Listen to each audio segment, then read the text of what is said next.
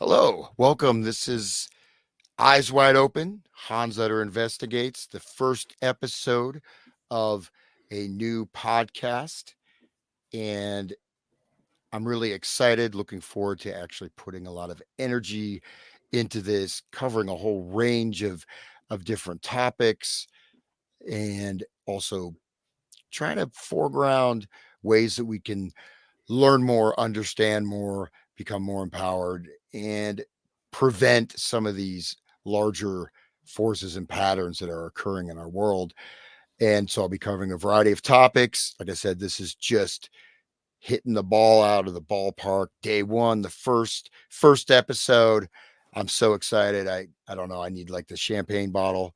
No, but it's great to be here. And as the show unfolds, I would like to say that people are more than welcome to send me topics or things that might consider to talk about. I've done that for a number of different things. Even the large scale project I did with Jan was just because he had a guest cancel, and I had actually never thought about that particular topic, but it became like a very large series. So I'm open to different types of topics, but I'm also going to be featuring guests, and it's a great pleasure to be joined by William Ramsey, who's obviously, if you're watching this, you know who he is. But he's a great. He's an author. He's a broadcaster. He's a researcher. And he's also just an overall great guy. And so it's a real pleasure to connect here with William and really let him have the floor. So, William, welcome.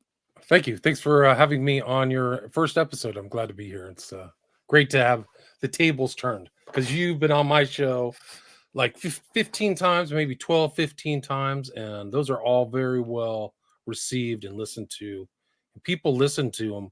Some people turn off podcasts like in the first 15 minutes, but some people listen to yours all the way through. Like you have a very long listen through rate. So it's really something else. So I'm really delighted to be here. Thanks. Thanks, William. Well, I just maybe just starting off by what drew you to this, and now obviously you're pretty much committed to this particular say this endeavor, however we want to define it, and you're welcome to define it in your own terms. But how did you come to this from what you're doing before, right? You have a law background, so how did you shift, and why did you shift to this other? It's a good question. I mean, I kind of was always a reader. Like I always was kind of like a person. I got a liberal arts degree in history, so I was always reading history. I kind of stumbled into law school. Not very good GPA, but I had really good test scores. And so I was like, well, that's it. I would work for 2 years after college. One of my jobs was for Charles Schwab. Like I was a number cruncher, like an intro job, and that wasn't going anywhere. So I ended up going to law school. I ended up picking a state school close to DC. And that was kind of where everything inverted for me because I was very conventionally, I had kind of a conventional education. I didn't really have people around me who said a lot of the stuff on TV is propaganda. I used to watch CNN and thought I was getting informed. Like that's how bad it was. It's really embarrassing. So when I was in DC, I saw things that, you see it from the inside, a different take, and you can kind of see you see a lot of the, actually, surprisingly, a lot of the corporate news figures hanging out with politicians and stuff that you don't see on TV. So you see these guys having lunch together and they're friends, but it's not presented through to the public. So I started to see things from a different angle, a different parallax view. Kind of, we mentioned that movie in the pre-show or book. So that was kind of where I had to start doing my own research. I graduated, I passed the bar in 98. I've been a member in good standing in California since 1998. And then 2001 happened, 9/11. I was just totally jingo. I was on board. I thought 19 terrorists did it. And slowly my views changed. I kind of had another change was like, hey, the whole thing is baloney. They did that as a predicate to start war, start the war in the Middle East. So that sent me down another rabbit hole. And I was always just kind of doing my own research. And so then, my law career, like after 5 years, I was just burnt out. And so then I kind of did mortgages for a while, went through the 2008 crash. So I saw a lot of that financial shenanigans. Another bunch of that stuff that was never really disclosed to the public. Like there was this whole, it was called the MERS, which was the Mortgage Exchange Research Center. It was a MERS thing. It never made it to the public. But what they did is they created the big banks. You want to talk about bad bankers? The big banks created this additional structure to do an end around through the county recording office for your title, so that they could trade people's mortgages faster. They never got busted for that. And it was totally illegal. And it was just part of once they kind of paid out the 25 trillion to set everything straight, it was done. So, I'm getting more and more angry about the public, the reporting and things that I thought were important. So that's kind of when it kind of flipped to me. I never thought I'd be writing books. I never thought I'd have kind of a podcast broadcast. But that's kind of what led me to my first book, and that led me to the numerology of Crowley. Nobody was talking about the idea. There still aren't, but there's something really strange about 9/11 and all the 11s and the dates and the 11 years from George Bush Sr.'s New World Order speech, right? September 11th, 1990, right? Pretty incredible. Like you can either call it a sync or mystic sync or intentionality. So that led to my first book, and I really self-published that. I still have a copy of it around here. Like I think I really printed it out on my printer. So I was very aware kind of corporate. I didn't really want to go through a corporate thing. And they also don't give first-time authors very good rates. Like people said that I would get like 10 cents, net. Like you get nothing as a first-time author. No credibility, no respect. So that was my first book. And then that kind of I was really on shows. Like I'm glad that you're a host now, because that's what the position I was in, your position really from 2010 maybe to 2016, just kind of grinding. I did my first book, Prophet of Evil, 2010, Abomination, 2012, 2014, Children of the Beast, 2017. I did then I did this very long documentary about the Smiley Face Killers. But most of the time I was as a host, so I was always just trying to get on people's shows, and usually not many, but some of the guys like are still around. Like I was on JJ's GCD show, and now he's kind of working with the occult Nick over at the Occult Rejects. But we go way back into like really fringe, the beginnings of kind of podcasting and fringes of YouTube, so to speak. But so then I worked for Ed Opperman. That was fun. It was a great time. I really enjoyed working with Ed, aside from him always accused me of being a Trump lover if I didn't agree with him. So that kind of ended I think it ended in 2020. I think 2019, like with all the riots and stuff. I was just like, I'm done, Ed. I think he's an open socialist. I think that's kind of it. So I don't really feel like that binary thing really works for me. Socialist, if I'm not a socialist, therefore I'm a capitalist. I don't really feel that way. Anyway, it was fun. I learned a lot from Ed, and we had very similar sensibilities. Like he was interested in all the same stuff I was interested. So it was really easy to in that point to be kind of I was kind of working as I call myself a producer. I wasn't getting paid, but it was fun to kind of send emails to people who were kind of in the same kind of research that used to be kind of more fringe. I think it's now something on the alternate media is changing to it's become more, it's not as sterile as the old corporate environment, and more of these leading figures are willing to look into things like we talked about mind control at the beginning. They don't, and it should be looked in by everybody actually, because it's so important, but that would be a no-go zone, for some people who thought maybe their reputations could be damaged by that. But anyway, I work for Ed. And then I started posting my shows. So I was trying to aggregate my shows where I was a guest on YouTube. And then I kind of flipped maybe at 2018, 2019 and started interviewing people. Like if I could find somebody to interview, people in my kind of field. And that was all on YouTube. And then I got heavily censored right after Biden came in. And they took down two of my YouTube sites. I was I was on YouTube. That's just what I did. And then I started uploading to Spreaker. So once I got censored, I was like, okay, I'll take the audio and put it on Spreaker. And then I looked at one day and listen notes, and I was like, "Oh, I'm in the top 1.5% of podcasts in the world." So people were interested in at least trying to listen to what I was saying, you know. So that was kind of like a flip, and that was right during the pandemic.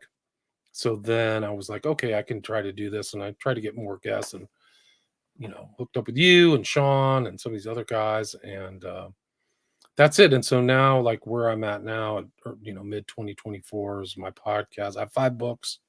I've done 5 documentaries, which you can see on Patreon, and my podcast is in the top 0.5%, so maybe the top 30,000, 35,000 podcasts in the world, and I have over 1 million downloads per year over for all of my shows together, and I'm at 1,200 episodes. So I have a pretty long catalog, which Wow. includes like our shows 12. I think we've done 8 plus 5, or I think 13 shows. So that's it. So I've really kind of covered, and I try not to like pinhole, just try to like only do one thing, true crime, because I've done political analysis, I've done cultural books, I've had book book authors on of different types, and it's been interesting. It's kind of what I was interested in, so it's very idiosyncratic and things that kind of, and I feel like I've really only scratched the surface of all the research that I want to do, and I have all these projects to do, and I'm keeping busy, so I'm trying to stay busy and clear some projects and kind of continue with my podcast. So that's kind of the line. Now, the other thing, one of the interesting things I did when I was in law school is I worked for an attorney.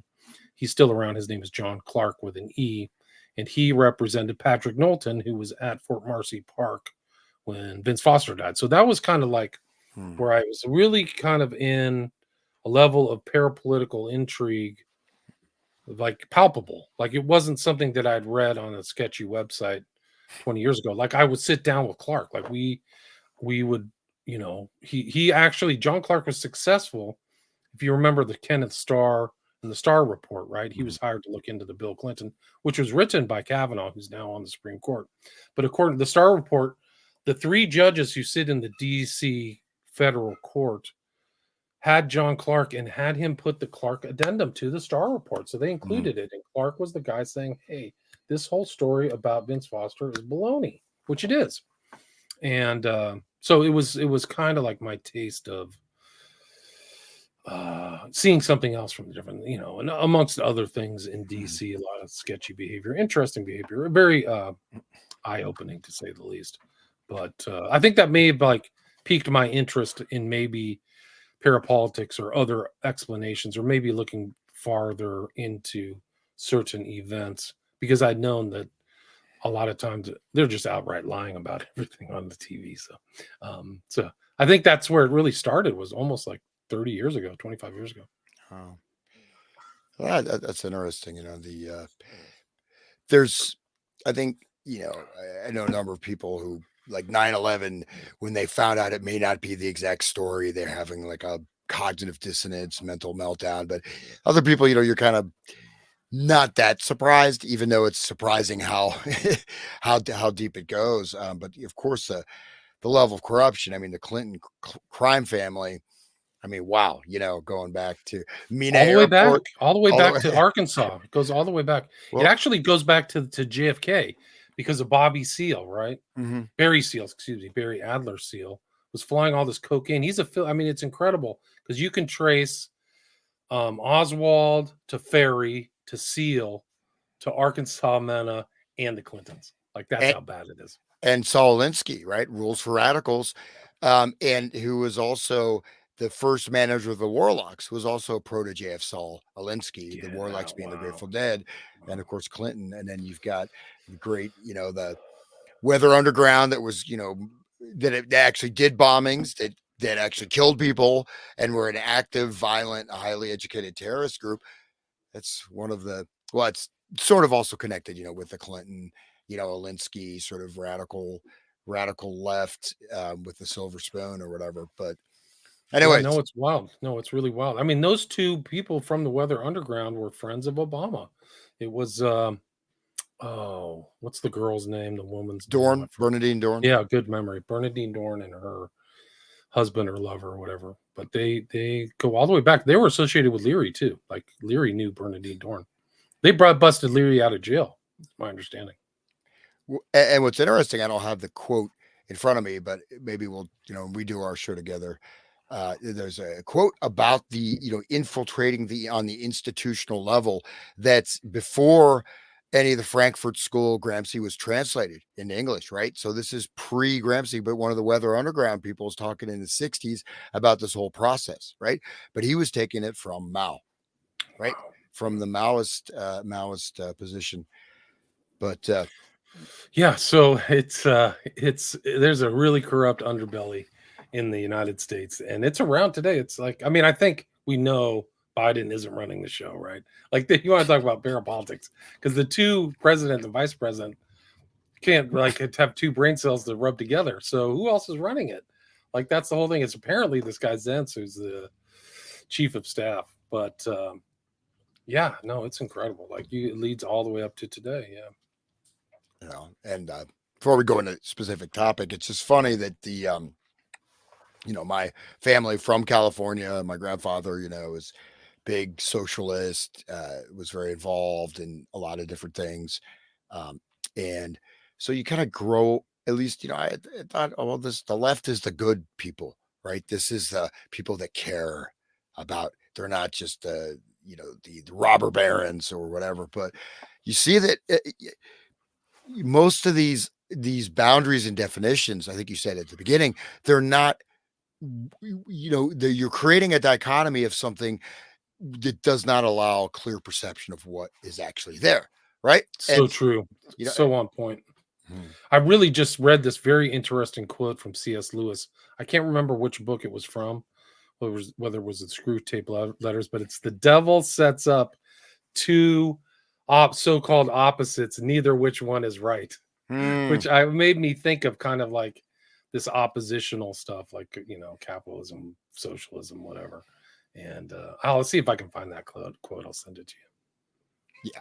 Well, even like capitalism, right? To actually be a capitalist means you have to have capital. It means you have to be, I mean, we're not talking about normal exchange system, right? Which, even a quote unquote free market, but actual capitalism, to be a capitalist, you got to be like a John D. Rockefeller. You got to have lots of capital to invest. I mean, in the strict definition of the term, but these things get conflated. And now we're at the cusp of this new equitable world, right? The global brain, the World Economic Forum, but it's the same.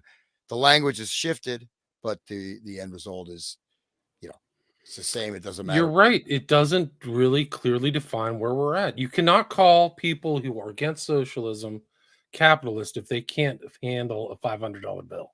So, like, how many people are that? Like, half the country can't afford certain things. So, they're certainly not capitalist. And the other thing, America really isn't a pure capitalist state. There's like 40% of the people are getting handouts from the government, which is like socialistic. So, Yeah, uh, including the banks, right? yeah, 2008. dude, they're the biggest beneficiaries of government handouts, or the military industrial complex, or whatever. There was like I was watching this interesting video where this Russian guy was analyzing one of our drones. He's like, "This is what the Americans paid 250,000 for. I can make this for 50, rubles or something." Like, it was. He said it was just like they just sold the American taxpayer like just crap, and they just fly it over there like it's so corrupt. But yeah, that's Um, supposedly capitalism. It's really more socialism. uh, Yeah. and so just one other question, sir, about your background before we move on to some specific topics. But so when there's a shift, right? There's a point, you know, at least, of course, I know Ed, worked with Ed kind of a number of years ago, but there's a point where I looked at this more like it's kind of like entertainment. It's interesting. I like playing around with this stuff. Everything I say is factual, but I'm not, I don't want to really take it that seriously because I mean, I do, you know what I'm saying? It's not that I think so. I'm not saying it's not serious, but when you get to the real reality, and it's almost like you're in this, it's like that They Live, right? That John Carpenter movie. You're seeing this other behind the veil, and of course the veil is there's not much of a veil left anymore, that's for sure. right? The Curtain or the Wizard of Oz. Like there's Yeah. all kinds, and it's interesting. You're kind of going that line. When did you look behind the curtain? Like I've probably had 3 times in my life of whether shed my skin or look behind the curtain where I had to reorient my outlook because I was naive or I wasn't seeing the finer details or getting all the elements. Like, hey, there's more to this story than that. Like probably 9/11 too was one of those events in 2004 was like, how many of these other things have this government done? Which is a lot. Like if you want to go back to Gulf of Tonkin, there's suspicious things about Pearl Harbor, and I mean, it just goes on and on and on and on. But yeah, like so other people, I think it's also naive. Like, would governments do that to their own citizens? And the answer is yeah. Hell yeah, they do. They do it all the time. Oh yeah. But so in terms of that, did you, and you're welcome not to answer this, but did it affect in any way, relationships with people? I mean, because it's also possible to lose your ground, right? People can get so caught up, you know what I mean? You lose the focus on sort of normal day-to-day life. But then also, I mean, I realized this after a while is that like you're not, most people, if they're not open, you're not going to convince them, right? And so, I Right. mean, I'm talking about, direct one-on-one type of things. A lot of times, I went through a period I was very sort of vocal, and it's like, you know what, forget it. I mean, I'm not going to make false statements, but I'm just not going to, someone's talking about how much to like Biden, I'm just not going to enter into the conversation with them. But I don't, does that, I but, think so. I think for sure.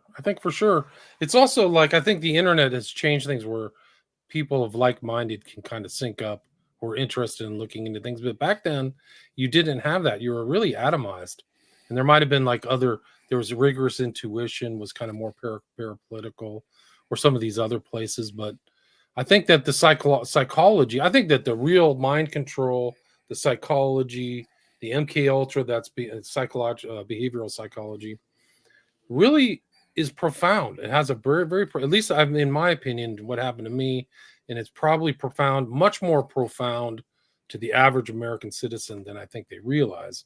But it also it's put together to kind of put you in a lonely, kind of atomized self place of self doubt and wonder whether you're part of the whole. Because you're definitely an outsider on certain things, and I think they still maintain that, like they have. I think I mean, that just goes back to me seeing politicians having lunch with their media guys. They are behind the curtain shooting information at you that you're supposed to accept. And if you don't accept that, it's heresy, right? It's almost like you're a heretic because you're not accepting their power dynamic. And I think that me being in DC saying that um, the guy was killed at Fort Marcy Park, well, that was heresy. That because everybody, I think it was easier for everybody who's a politician there to just say, "Yep, the guy got bugged out. I know he's the chief of staff. I know he's high powered. He just decided at lunch to drive over to Virginia and kill himself." I mean, it was easier for people to say that, and then it's kind of like an bullying imposition of reality. So, and that's kind of a behavior psychology too. Is everybody wants to think with a group, right, to feel inclusion or inclusive, which is a dangerous side of inclusivity, actually, because it's really groupthink. Yeah. yeah, no, there's so many aspects. I mean, I think the big part too is that the there's this whole system of fracturing the psyche, right? Or creating certain of these kind of types of null points, like I mean, actually, like circumcision, or even like incubators and all this stuff. And then the medical system pathologizing everything, and then it just continues on and on. And so, I think ultimately, though, too, there's kind of like a void or an emptiness in a lot of people that they can't face. They're not willing to face it, and then of course it is all these sort of basic biological drives. I mean, the desire, it's like a natural desire. It's almost precognitive to be part of the group, right? If you were, back for thousands of years, if you're excluded from the group, you're gonna die. Right. You Right. you would die. It's not just about you're going to be, your social prestige is down. No, you would die, or you're going to be. But also, you know, Go ahead. Yeah. No, but you're right. Then the rest of the group shuns you, right? So that's like, it's the worst. And it happens in cults, religions, all kinds of excommunication, right? Like you're no longer getting your sustenance, well-being psychologically or physically or materially from that group, right? So like you better toe the line. Yeah, the truth, the ministry of truth is there. So, but anyways, yeah, great with all your work and continuing this journey. Because also, I mean, in a certain way, though, you are putting yourself out, right? You're a public figure, so and you're doing this, so it takes courage. So, just giving you a commendation. Thanks. It's been interesting. I didn't. It's interesting because I kind of came out of that parapolitical, but I never thought it would really happen to me in that way. Like somebody went through 1,200 of my episodes trying to like figure out something they could get me on. My background, I've been like slandered and maligned, like really incredible stuff. And I can see what other public figures go through because they really do. Like it's a matter of power and control. There are elements out there who want to put their finger on whoever they can, blackmail them, whatever. And I didn't anticipate it being that palpable. Really, I was really something else. So all those other people who are public figures are probably all endure that, but they just don't talk about it. Like somebody's trying to put a finger on them or blackmail them. I do want to, I mean, contrary to common belief, I do want to be blackmailed. I just want them to send Jessica Alba or somebody like that. Not Jessica Alba. I mean, I think she's beautiful, but she's like a billionaire. Like, I want them to send their best. Oh man, see what happens. You be careful what you wish for. But yeah. No, well, that probably just like hem and haw if I ever would. If she, I'd be like, oh, yeah. Anyway, well, no, that's just a little joke. That's a little levity. Well, we'll see. When you never know. I mean, who knows? These guys have a lot of money. The FBI spends $500 million a year on like agent provocateurs and trying to get information out of people. So maybe they could throw some money out. Who knows? Well, and I won't go into. I experienced quite a bit of things also that I was like really blew me away. Like, why? Who am I? But I think also that I think part of it is too that you've got, if you have a certain level of integrity, some intelligence, and also relatively grounded. You're not. Sometimes just making an example. And there is also.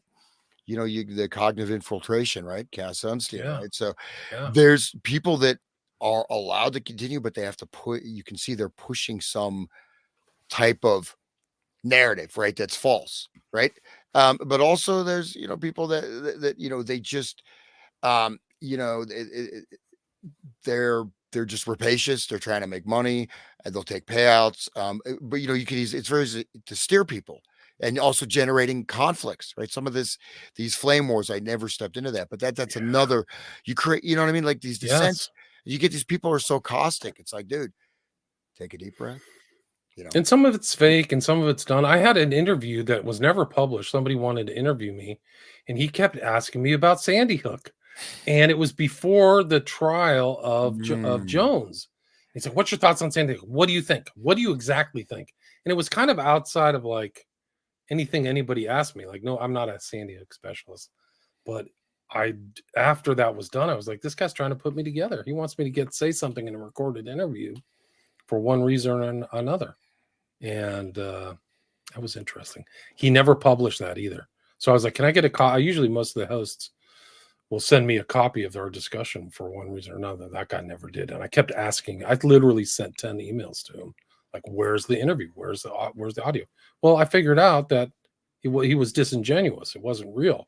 He just wanted to try to get me in trouble or something. Like get my, really pick my brain for whatever reason and waste his time and mine. I don't think it was a waste of time for him, but he wasted my time. But that's just one element. I mean, you wouldn't believe. I mean, operational security. These guys have to have operational security, especially like guys like Jones or Tucker Carlson or some of these others. So the perils are really there, and a lot of that stuff comes from the government. Like it's your own government. That's what's really scary. Is like some of this stuff is not it's not organic from like the polity. It's something else is going on. Or Pretty strange, yeah. your anti-fall mind control people. Well, and that the Sandy hoax. I'm sorry, Sandy Hook. I didn't mean to say that. Right, Yeah, right. oops. But I had when I was doing my radio show, so I had people contacted me. I had the Halberg, that guy, that German American guy, that's the school security expert. So Yes. and then Jim Fetzer, I talked to him a bit, and there's a couple other people that were involved, and for whatever reason, I ended up never scheduling those interviews and going. But I mean, like that the Halberg, if I have his name wrong, but man, he lost everything. And then Awesome. and some of them, but Alex Jones, you almost wonder, like, is it $1.3 billion? I mean, how's that even possible? It's crazy. It's crazy. He like said he was sorry. Like they wanted to get him. So this, I mean, that's the whole all element. It's like they use this as a defamatory, it's defamation supposedly to get him and just take everything. One point, these are non-proportional. It's the same thing with Trump. This is kind of a lawfare. Like most lawyers in this country should be embarrassed that it's gotten this bad. I'm embarrassed, but it's like it's non-proportional. Like, come on, give me a break, And they shouldn't be that. That's how merciless they are too. And that goes back. We were talking the pre-show about Lenin, like the mercilessness of what these guys on the left are capable of are off the charts. And that's what Solzhenitsyn said. That's really how I got to Lenin, the original stuff that Lenin was writing about, whereas like, hey, guess what? The reason the bourgeois revolution didn't stick is we didn't kill enough people. Lenin literally said that, like murder them. And so when you hear a Leninist say like, hey, I'm a Marxist-Leninist, you're a serial killer. You're a mass murderer. But Solzhenitsyn gave interesting talks in 1975 about this subject. He's warning people, but the talks, that's how interesting he was. He didn't go to the elites or the media. He went through the AFL-CIO and the unions to give these talks that are really, he's like, hey guys. So he's talking almost to the kind of proletariat or lumpen proletariat or whatever, the working class about, hey, this is what these guys are capable of. Be careful. And I really should read those speeches. They're really something else. Like it's a distillation of all this Gulag Archipelago stuff, but we're in it right now. So I read that book when I was in 6th grade. Can you believe that? that's good. Did it stick? I mean, it's long. It's a very detailed book, right? Yeah. It probably got a bit of whatever reason I read it. I did enjoy it. I think I read it again, a couple of years later. But I mean, we can't. The thing is that this is a climate we are moving towards, and part of that is this. Number one, of course, is permanent revolution. So it's always going to be changing, always ramping up, and you also never know what your ground is, right? You don't know. You say this, you say that. You know what I mean? Like I was rereading Tom Wolfe, electrical and acid test, and just surprising. He has completely blatantly racist passages in there, just over the top, like really talking about this guy. He calls him Big Nig. We don't go into the details, but it's just funny that that's the kind of thing. I'm not condoning it, but I mean, just like this kind of language shift. Fast forward to another year, but now it's of course, like in the universities, everywhere. It's really, and there are people, they become very easily offended, and this is the shock It's troops of the. Yeah, it's part of the revolution, like you said. That offensive is manufactured. They're really not offended. They're just part of the revolutionary spirit, right? Yeah. Would you agree with that? Like they're taking offense so that they can get something. Because you can say one wrong word and your whole career is gone. And that's what happened to Solzhenitsyn got thrown into the gulags for something he said about Stalin in a private communication, not something he published. Yeah. Well, that's the ideal, right? This control grid, but anyways, so William, let's as we sort of traverse through the show, and again, like to thank everybody for joining me. This is my first podcast under my own imprimatur, and my first guest is Mr. William Ramsey. So, William, in the pre-show, you mentioned a couple topics you were looking into, and definitely the Gilgo Beach thing is quite interesting to me. If you wanted to talk about the Pilgrim Society as well, or anything else you'd like to bring up, but I think the Gilgo Beach is, it kind of brings us back to when, if you're old enough to remember, the serial killer, like, this is one of the things that really hit me when I looked at this progression, and because I grew up, as a kid, I mean, there were serial killers everywhere. Suddenly, just boom, you have mass school shootings, kind of dissolved, right? But these Gilgo Beach is sort of a return to that. Sometimes these are hyped up events, but there's a lot of weird things on that case. So I don't know if you'd like to research is brought up. Yeah, no, it's really intense because a lot of things have happened recently. I mean, for people who don't know the background, it's called Lisk, Long Island serial killer. They found bodies in Long Island. Basically, it's a Long Island, east and west, but there's kind of like the beach system is almost kind of the beaches are out on this kind of adjacent land, and bodies were buried there.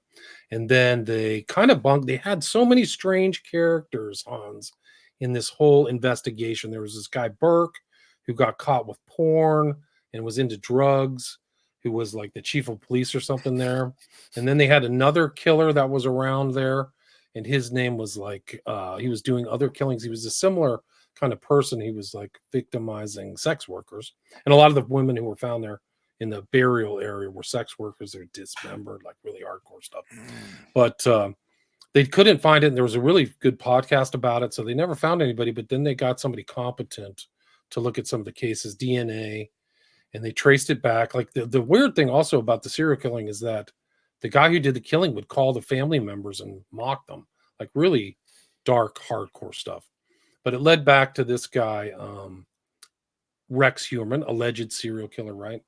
But then he got charged with 4 killings. He had really gnarly. He lived in kind of Massapequa, not a very big house, but he had really gnarly. His porn history had like 11-year-old kids, people crying and stuff, like really dark. But it like something. There was even a recent turn. So even earlier this month, the prosecutor Tierney added 2 additional charges. So they found 2 additional bodies that they could trace back to Rex Huerman, but further down from Gilgo Beach. So it was in this other part of Long Beach was one, and I don't remember where the other one was, but it's expanding beyond. And so his family lineage too, I was looking into his genealogy, and I had a really good interview. So the 6th was Tierney adding 2 additional murder charges for 2 additional victims to Rex Huerman. Then a week later, a local attorney who represented one of the victims, her name was Shannon, I can't remember her last name. His name was John Ray, and his assistant, Lena A.J.I.T. Adjett, had a press conference near Huerman's house, and somebody had gone back through it and looked at the remaining kind of social media that was still on there. Like the family scrubbed. The family's still living in the same house where Rex Huerman lived, which is kind of weird. She divorced him, or is divorcing him, and going to court in kind of like a sympathetic way. That's the allegation, is like she hasn't run for the hills or disappeared. She's from Iceland. She hasn't gone back to Iceland. Anyway, they checked his daughter's social media. She's interested in some of the gnarliest stuff imaginable, like cutting up, cannibalism, fetishism, furry kind of stuff. And this is the stuff that they found. So the mother and the daughter were into very dark stuff. John Ray called it hard VORE, not hardcore, but like voracious and stuff like that. And there's hints of like cannibalism and things like that may be done by and it seems like what John Ray said, I could be wrong, but he said that she would like things. Victoria is his daughter, and then Rex Huerman would come in behind it and like it as well. So they were tied in their social media. So he knew what she was doing. And then I talked to them. I had an interview with them, and Lena sent me something that said his uncle, so his dad's brother, was involved in a lawsuit where there were allegations of satanic ritual abuse at a church, at a Lutheran church in upstate New York.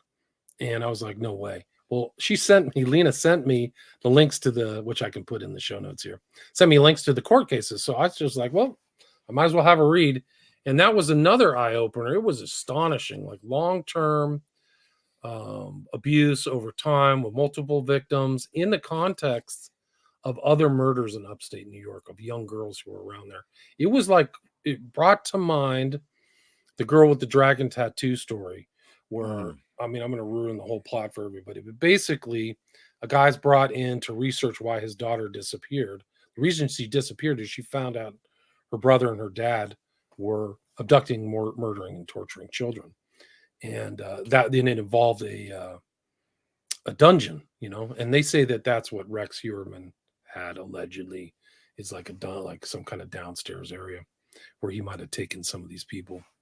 Um, but yeah, so the uncle's name is Walter Heuermann, same name, and so it is so crazy. So they knew each other, and there was depositions where he didn't really state his nephew's name, which is strange. And these happened recently. Like I think the case was settled 2022 or 2023, so just last year. So you see the arrest of Rex and the civil case of Walter happening almost concurrently. Like it's incredible.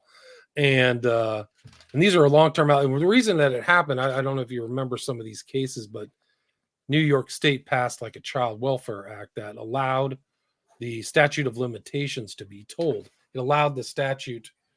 So if you had some kind of abuse from the past, you could bring a new case. And a lot of new cases were brought. I can't remember some of the other new cases. Like I think the one against Trump was because of this legislation that was passed in Albany. So you have to read this court case. It's I mean, it's really very dark, like her allegations. And then one of the interesting parts is that the attorneys hired an expert from Stanford by the name of, I think it's Spiegel, expert in hypnosis, who has his own self-hypnotism app. So you can have a Stanford, doctor who's like, I think he's the head of it, the study of advanced hypnosis or something. Like, can you imagine like what they're doing, tampering with people? And on the surface, it's like, oh, stop smoking, lose weight. But they can probably farm for hypnotic subjects to do that, which is really scary. But he said that this victim who came forward had like 50 or 40 alter personalities. So they shattered this SRA or whatever doing, literally shattered her brain and made her like a multi-personality, like ruined her life. And so all those kind of allegations of things happening, Candy Jones or whatever, was all verified by this doctor with great credentials from Stanford in the court case currently, like 2 years ago. Like it's not some kind of thing that you have to dust off, like go back and find a court case. So that's Walter Heuermann. Now, when they were looking, like you have to kind of see the context of the research into the Gilgo Beach, because they were just kind of going in and getting more and more information. John Ray, I mean, it's so terrifying. So John Ray's client Shannon, there was a recording of her calling the police that was hidden or not disclosed to the public. And they just said, and they actually, I think they said that she accidentally drowned, like smiley face killing, something like that, which was total nonsense, absolute total nonsense. And, but she was saying like she was at somebody else's house screaming.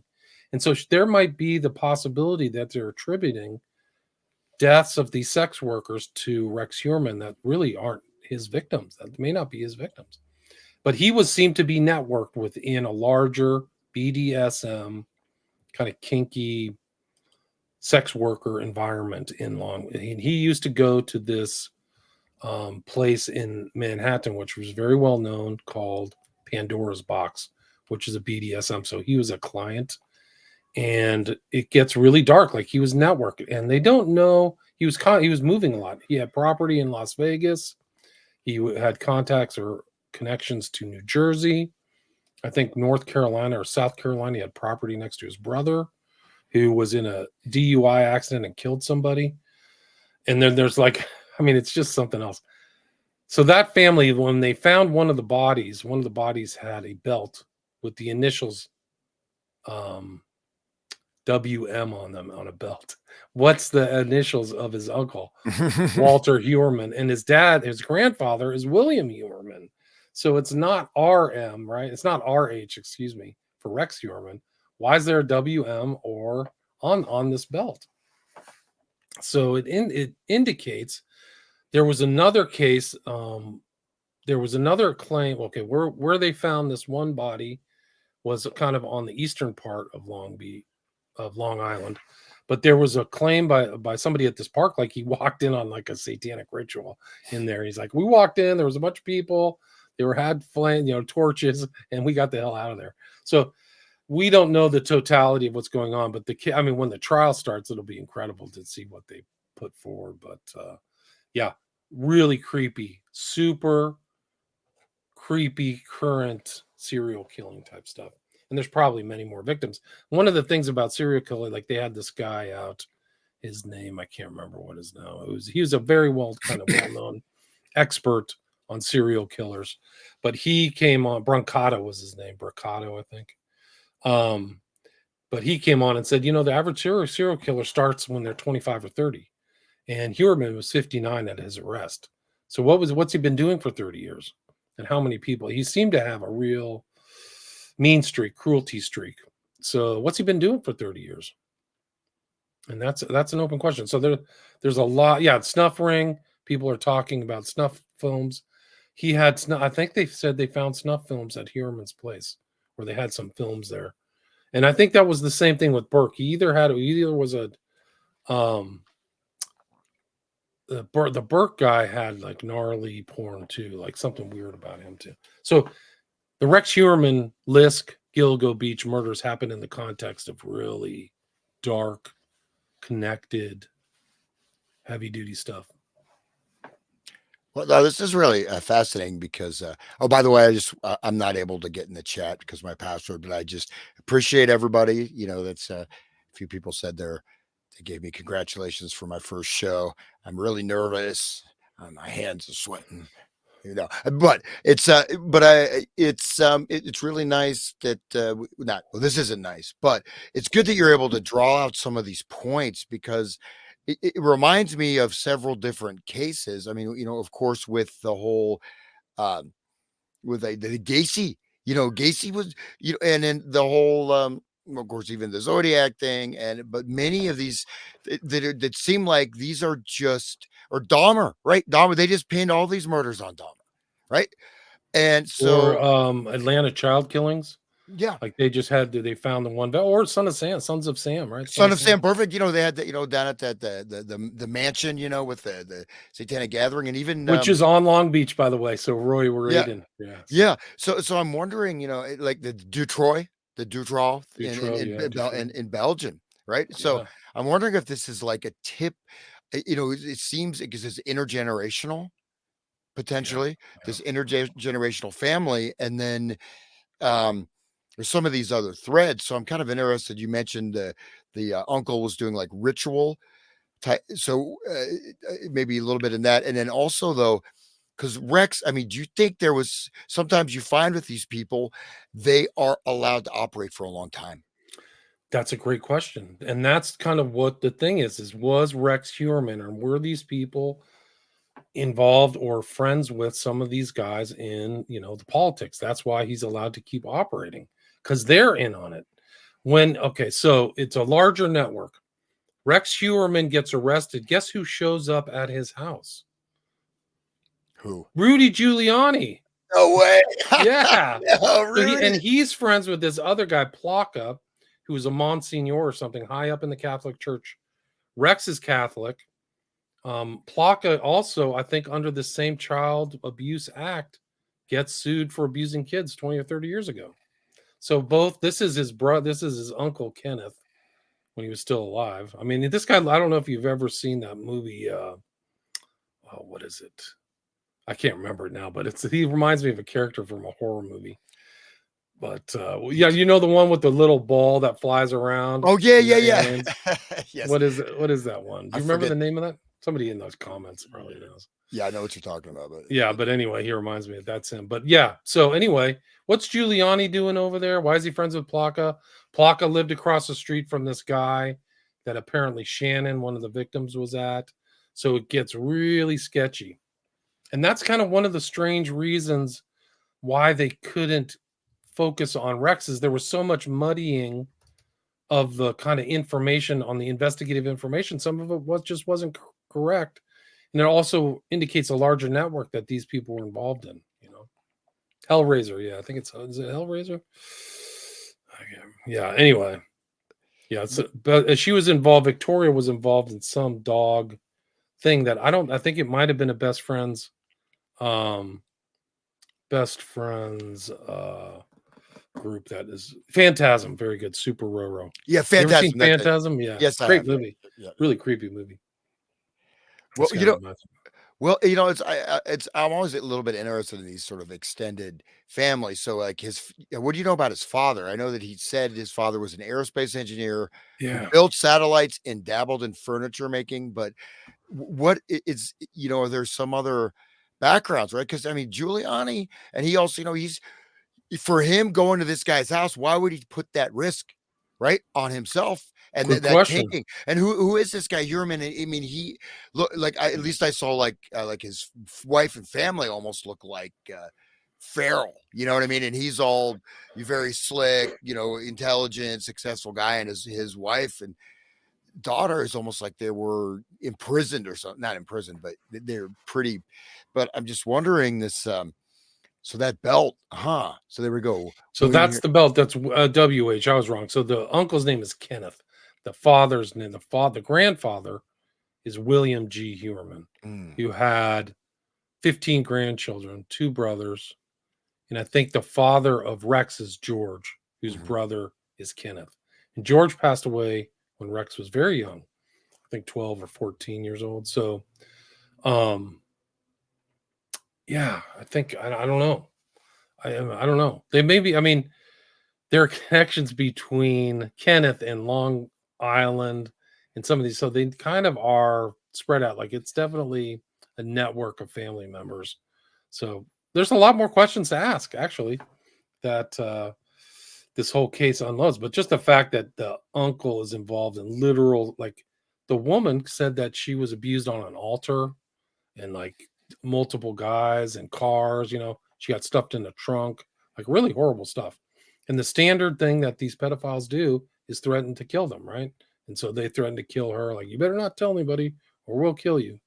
So, yeah. And then there's the Atlantic City alibi. Dystopian Deep Dives mentioned that. Apparently, according to John Ray, um, the wife, whose name is Asa, from Iceland, there was like something that she says she was out of town for one of the killings, which wasn't true. Somebody checked the hotel records and she wasn't there. So why was she probably didn't expect somebody to check and confirm that she was there, but they couldn't confirm it. So then why is she lying about a fake alibi? And they Mm. were swingers apparently. So like it gets kind of dark. And Rex Huerman's a big dude. Like he's 6'4". He's at least 300 pounds. He has to wear specialty like clothes and stuff, suspenders and things. Now, So it's like, and they defined him or described him as an ogre, like no, not a good thing. But yeah, so there's a lot more to this case. I'll be studying it in greater detail. But just the fact that when Kenneth Huerman was abusing kids, there was another victim who came forward too. By the way, it wasn't just a named person. So when he was abusing kids, these other girls disappeared crimes were never solved.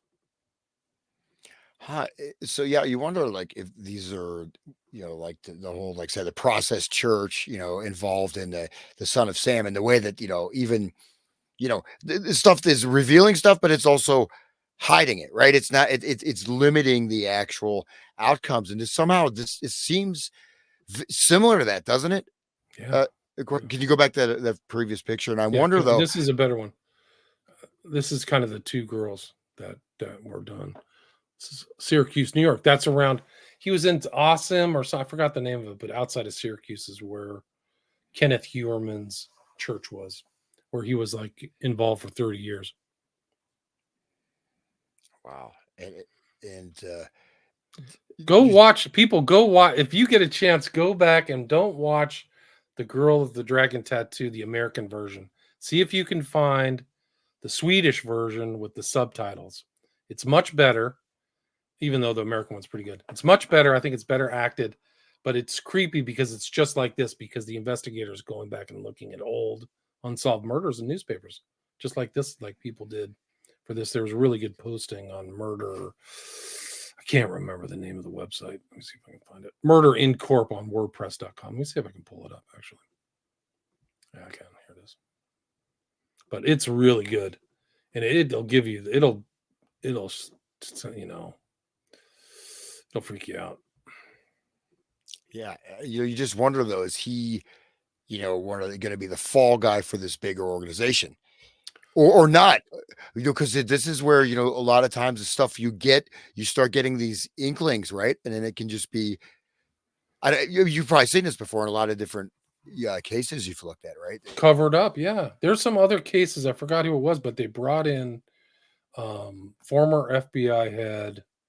Was it Fleer? What was his name? Louis Free. It was a cover up. It was the abuse case at Pennsylvania State. Oh Penn yeah, State, that was totally yeah, covered up. yeah. They just busted one guy. It was a ring. They busted the side. It ruined the old coach's career and his reputation. And then he died soon thereafter. But it was Roguski. Somebody knows that. What was the guy from Penn State? He liked boys. He liked little boys. Wait, Or so teens, I should say. could you just go back to that very top of the page? No, just where the text started. Keep going down. I just saw some. Let's see. This is the victim. So she actually has done this is the person whose lawyers brought the case. And I think they settled it. Now the case was for $45 million. That's what they were asking for. I don't know if they got it. Sandusky, thank you, Huggy Bear. The Sandusky case was covered up. So this might be the same thing. Somebody might be watching this going, guys, there's other people, there's some people involved in some dark stuff. We need to ritual torture. Just go back a little. It just said that I don't know if it was him talking about over pizza his favorite serial killers, and his cousin Kenneth Bianchi. I just saw that. It was I don't know who was. So I don't know. It's in there. Let me just see here. People can look this up. It's murderincorp.wordpress.com. I'll bring that up. I'll put it in the show notes. Let me see if I can do this. Yeah.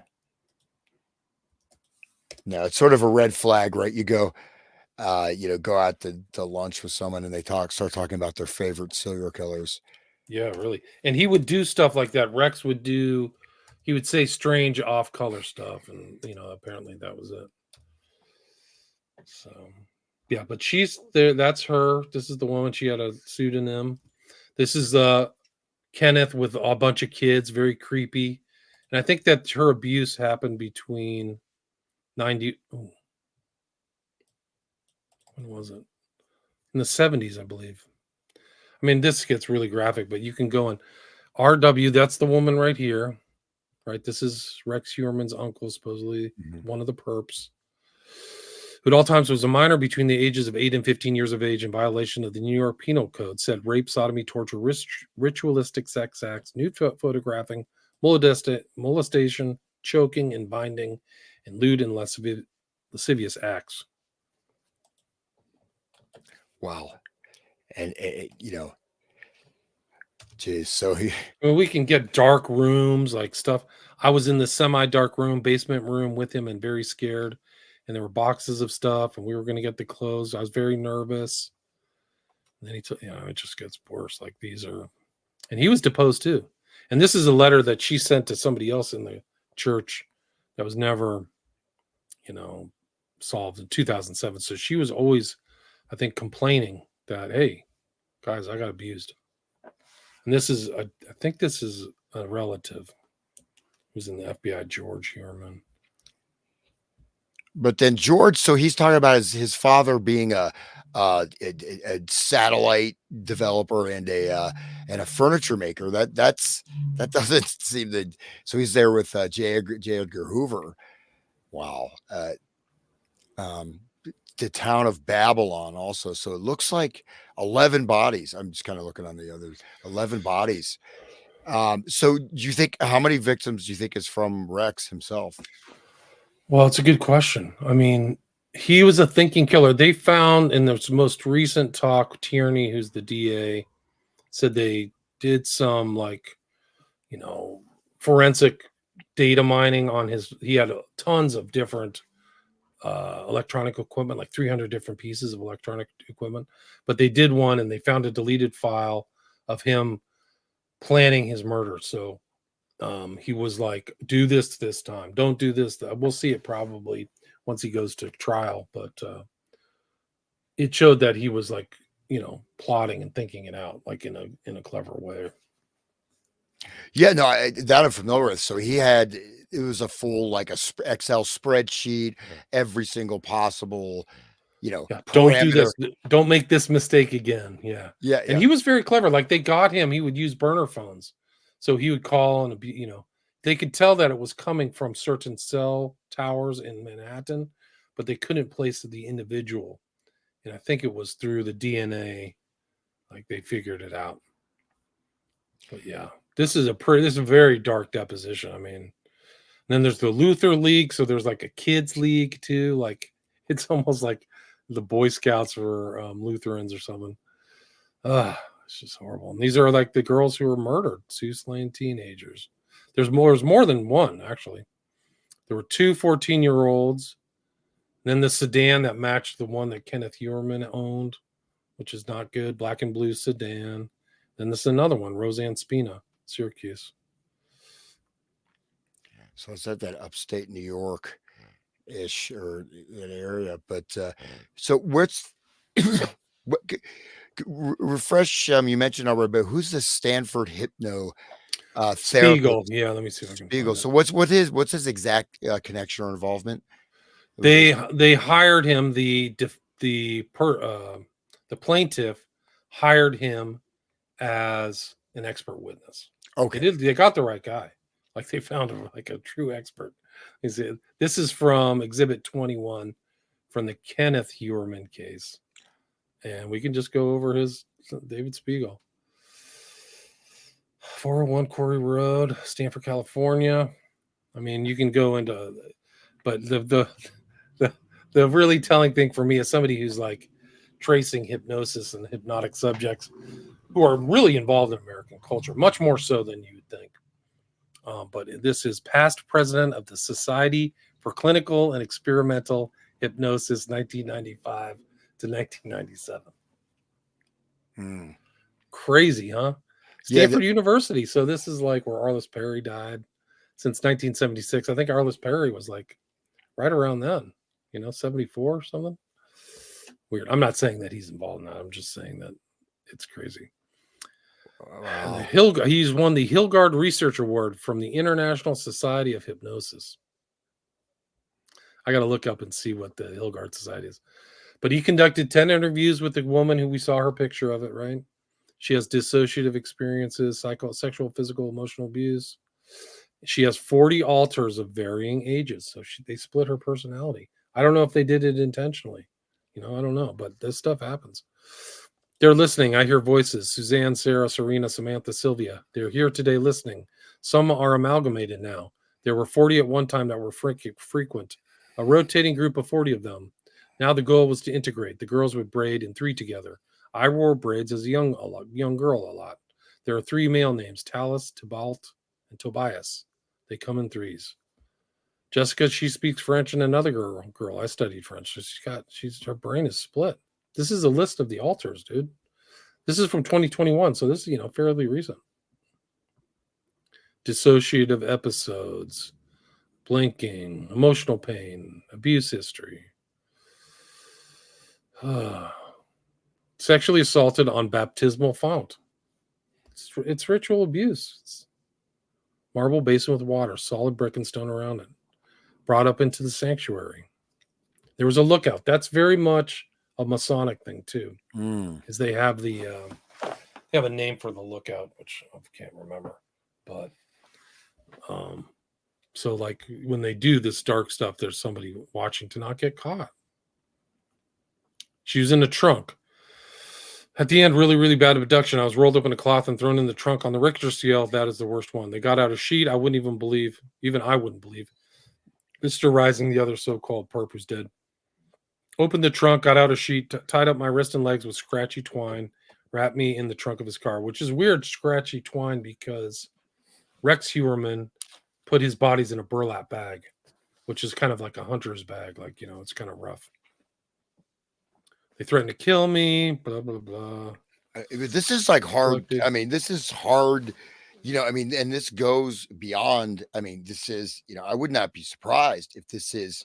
This is a deliberate, whether it's outsourcing, whatever level of involvement of creating these multiple fractured personalities, because and it just and like some of the things I've seen here, and I glanced at a few other things. They had like rocks written with like special letters and symbols. They would pile it around them. They made them wear ceremonial robes. I mean, I look at this. I mean, they are. This is the terror, right? It's not just, and it seems. I mean, it's man. Wow. They really it fractured her mind. Jesus. And she has triggers, so she uses these words.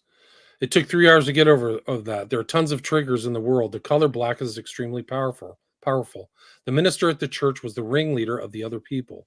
He always wore his black liturgical clothes. So I tell men, doctors, physical therapists to wear their white coat. He, the minister, was totally dressed in black. I dissociate. I mean, it's super creepy. Like they were creepy as hell.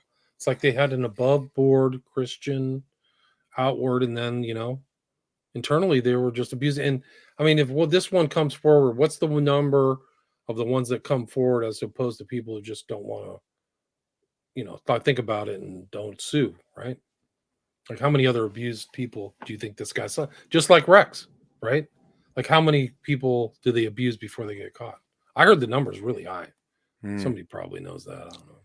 Yeah, well, like I don't know if the Mateloff is the same guy that was head of the American Society of Hypnotists, and he had this one lecture that only part of it survived. I think it was like the late '80s, early '90s, and he's talking about the whole structure of the grid, how the grid is generated for these personalities, and he said he ended up coming across like Dr. Green and stuff like that. These different coders and these similar arrays, right, of these structures, including personalities that are that will self-destruct, right?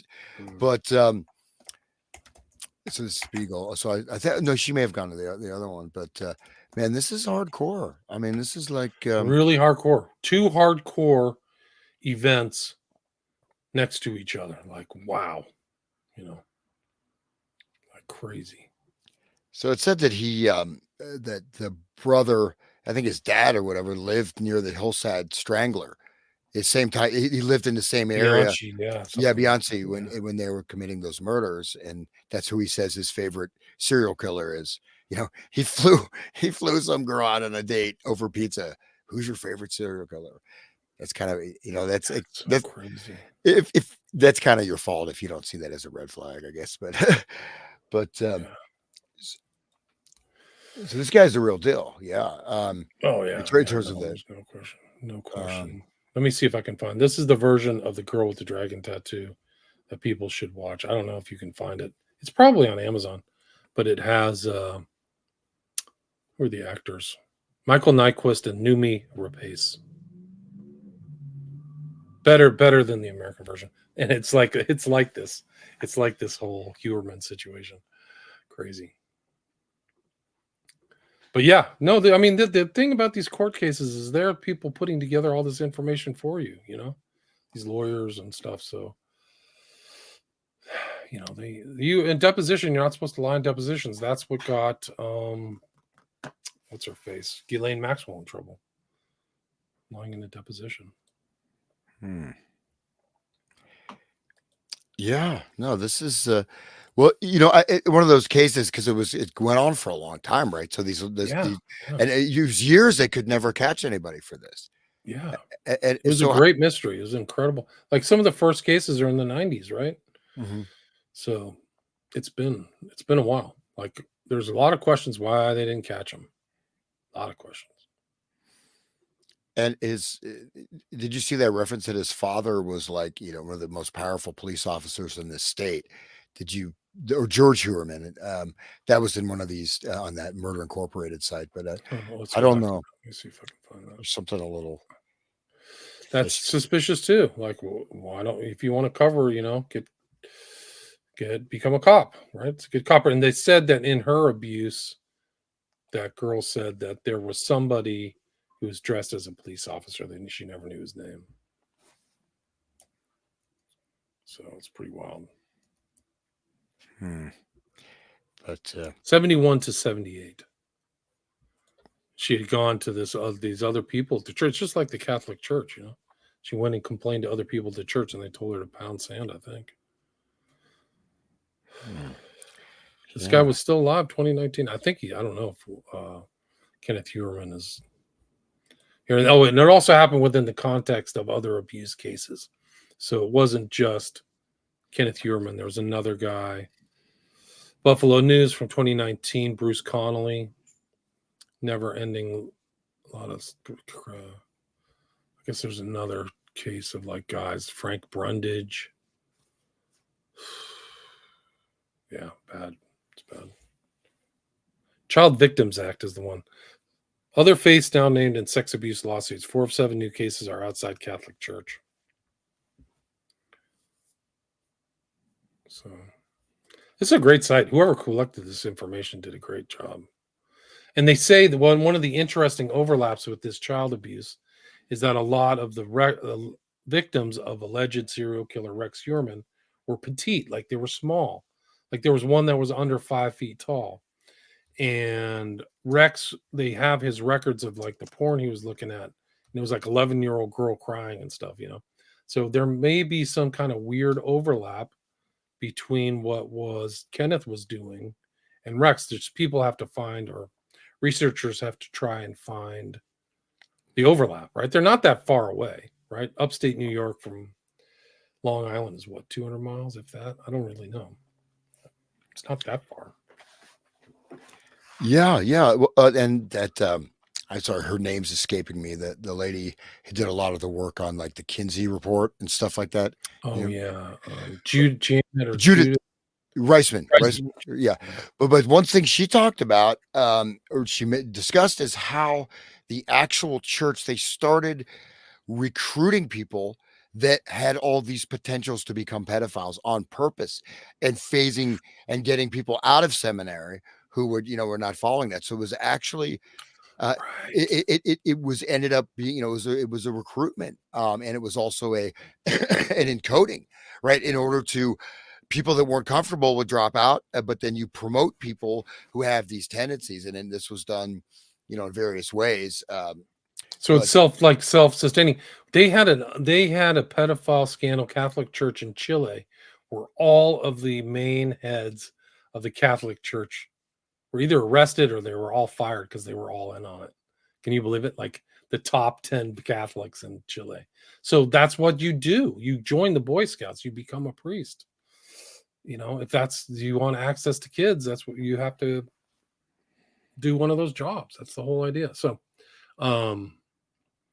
yeah, it's bad. Like the Spotlight movie and the Spotlight the real investigation showed it wasn't like a flash in the pan. It was endemic to at least the Catholic Church. And there's a lot of these they just had a guy the other day who was from a Protestant church who like abused a 12-year-old and got fired. He was well respected. So, it seems to be like church kind of thing. The Catholics, yeah. So anyway, it's bad. It's bad. Yeah, no, we'll have to see how this case continues. Yeah, to there's a develop. lot. I've got it down. There's a lot more to this Huerman clan, because Mhm. if the girl's looking at really hardcore torture porn, the dad's involved supposedly, allegedly, and Kenneth is doing this stuff. Like, does it go all the way back up to William? Where does it stop? Like all these other people, do they have court cases? Like, what's going on? Like I think those are important questions. No, but then how did Giuliani Let me see if I defend can his? find that. That's wild, because you Yeah, think, no. Yeah. who is the guy? Isn't it just there's millions of people in the New York area who this guy's not really particularly famous, right? He's a what, an architect. Well, they think that he was in gun clubs, so he liked to shoot. Rex Huerman was a hunter and had 300 guns. Like, this is it. Like, look at this. This is from the New York Post, dude. This is it. Rudy Giuliani chats with cops outside of Gilgo Beach murder suspect's home as neighbors hold block party. There he is, smiling.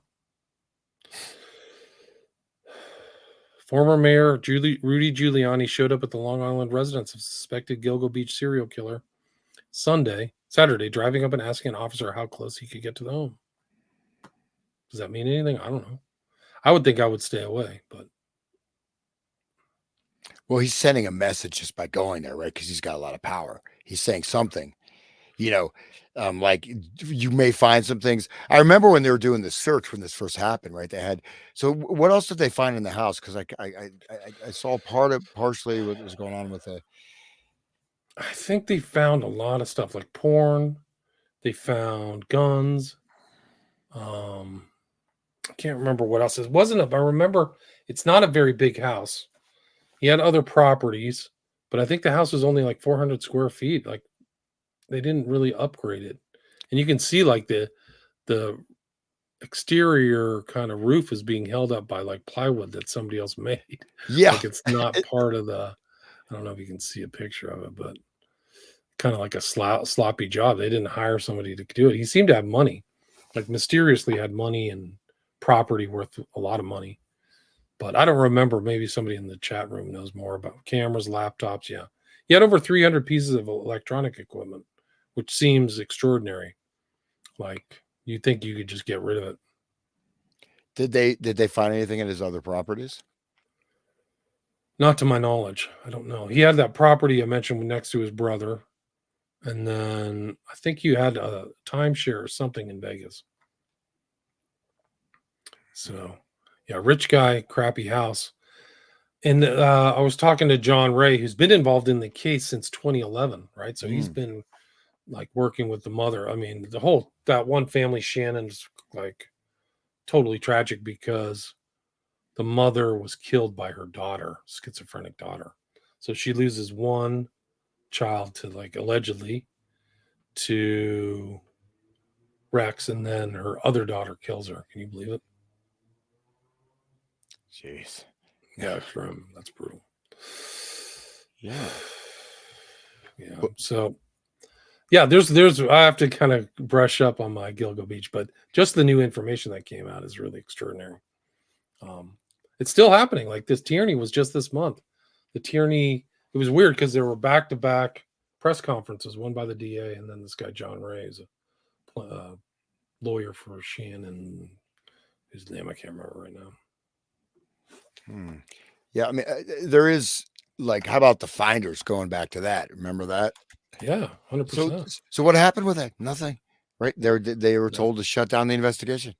So this yeah. may not be to that extent, but or maybe it's just, I mean, this guy's put a It's lot. crazy. I mean, we'll see. I mean, I think the public is really interesting. Shannon Gilbert was her name. That was 2011.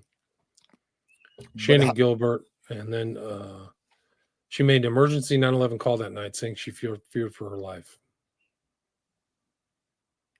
how many victims is he? Do you think he has? Or Well, I bet my own opinion is he's probably killed 10 or 20 people at least. They just don't know where they are. So I think that he's probably killed before, but they just haven't, pinned things on him yet. So we will see. I mean, like I said, he probably started in his 20s and he's 59. So what's he been doing? And he was there was one affidavit that I got from Lena, which was like he was out, he was doing coke with some woman, like a sex worker, and I want to see you again, blah blah blah. So I mean, it's just extraordinary. Yeah. And well, there's just more bodies all over Long Island. So he might have been dumping bodies all over the place. I don't know. I don't know. yeah, yeah. It's well, that's in these cases, and it's obviously not the serial killers have not gone, even though they kind of stepped out of the media for a while. Yeah. This But guy was different. He was smart. He he kind of tried to cover his tracks and not get caught. but so the motivation was just I think he was into her making people hurt. You know, I think that was it. I think he was like a torture person, and I think it seemed like if he had like little women who were 5 feet tall, they were maybe stand-in for younger people. Hmm. I don't know. I mean, I don't know, but it'll be interesting to see this guy Gary Bricado is like a known figure. Let me see if I can find his picture. But this guy, I've seen this guy on other true crime shows. Let me see. Let's see this. There he is. But he was at this John Ray press conference. So he's done a couple books, like Inside Evil or something like that. So hey, he's kind of a well-known forensic investigator, I guess is what you could call him. But yeah, so there's other one of the stunning things from John Ray's, like I've done investigations into kind of the far right, but one of the pictures that they showed from Victoria's social media is this picture of somebody. I mean, it's very torn up, right? Somebody's had their body part cut off, but this guy in the picture is wearing the right wing death mask, right? Okay. That's what Atomwaffen wore. Mm. So yeah. And Dystopian says quoted Manhunter book and records. Yeah, that's right. So there's actually a tie to John Douglas, who I've critiqued, but he read Mindhunter, right? So Mindhunter has all these other crazy serial killers. So he Mm. knows what he is, right? He Hmm. knows he's self-aware. So that Adam Waffen, right, and then Yeah, that's the Atomwaffen mask. that ties into the Church of Nine Angles, or what's it Yeah, called? Doesn't Order it? of Nine Order of Angles. Nine Angles. I mean, It yeah, might get dark. It might get far darker, you know. yeah. And the other thing is some of these guys may be looking at his, forensically looking at his data and overlook some of the stuff. Because John Ray didn't know this. He didn't mention the far right racist kind of man. This is almost like a Nazi swastika for the far right. They all wear this. Hmm. Wow. Yeah. So anyway, they didn't. And there's just all kinds of cold. There's other cold cases they're looking at. John Douglas books. She grew up in that environment because if he was doing it for a long time, uh, there was supposedly a kill box basement.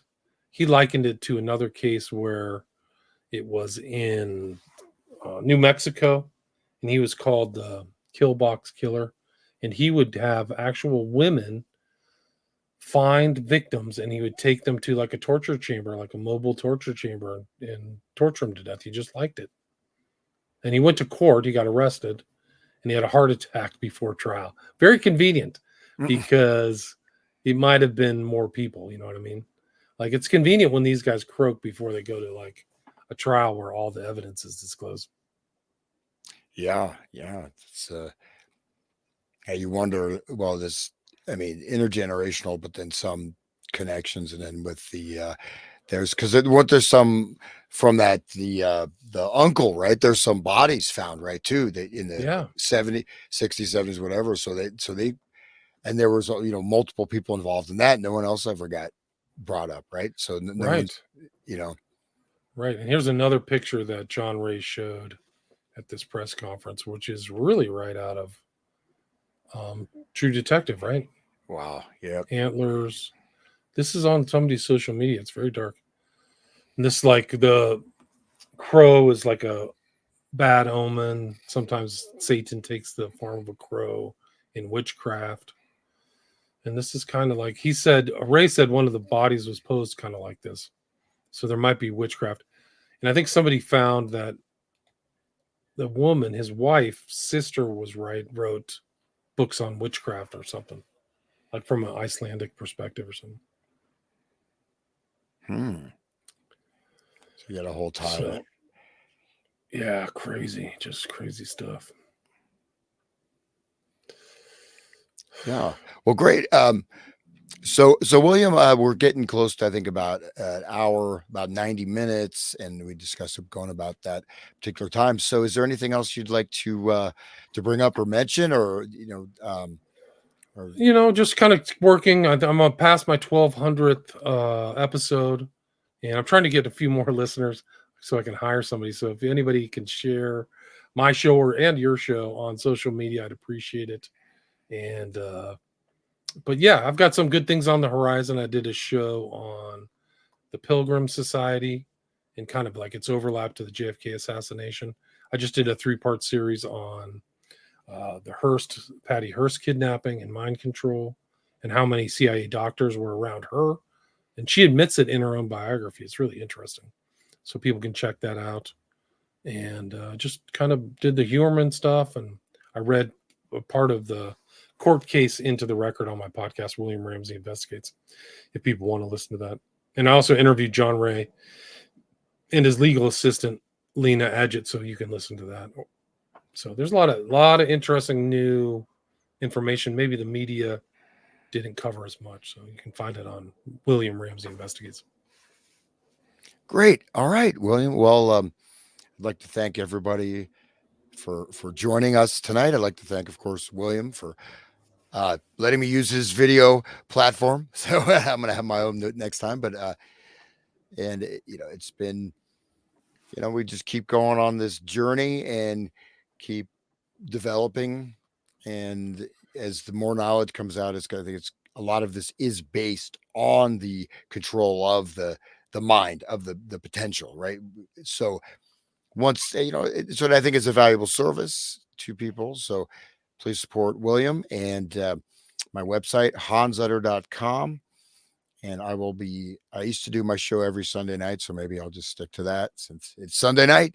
So, and yeah, great. And William, where can they find your work? Yeah, you can find my website, William Ramsey Investigates. I post a lot on Twitter or X. It's the only place that I don't seem to be censored or nanny stated or somebody telling me I insulted somebody. And my 5 books are on Amazon, or you can buy them from my website. My Patreon, I'm pretty active. If you want to listen to my show without ads, you can go to my Patreon page and check that out. My 5 videos are on there, 5 documentaries you can watch just $5 a month. So check that out, and you can reach me there. And yeah, if you have any questions, send them over. I posted some of the information from the press conference on my Patreon page, so you can download it there if you want.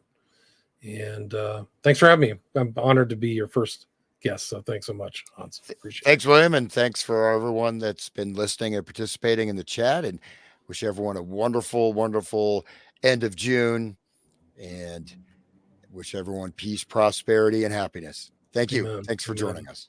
Amen. It's Hans Uter, eyes wide open, right? That's correct. Yep. Eyes wide open, Hans Uter Investigates. All right. I'm ending the stream.